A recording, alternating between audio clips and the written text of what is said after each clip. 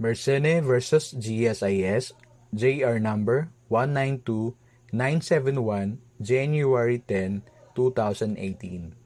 The case is about prescription under Article 1106 of the Civil Code, which states that by prescription, one acquires ownership and other real rights through the lapse of time in the manner and under the conditions laid down by the law. The facts of the case are the following. Petitioner Floro Mersenne obtained a loan from the respondent GSIS. As a security, a real estate mortgage was executed over his property in Quezon City.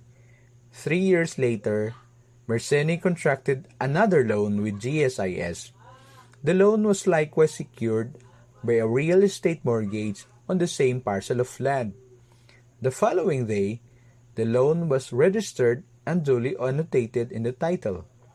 In 2004, Mersenne opted to file a complaint of quieting of title against GSIS, alleging that since 1968, until the time the complaint was filed, GSIS never exercised its right as mortgagee.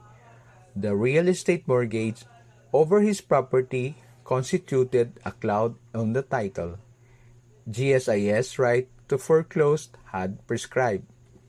Issue: whether or not the RTC erred in ruling that GSIS right to foreclose had prescribed.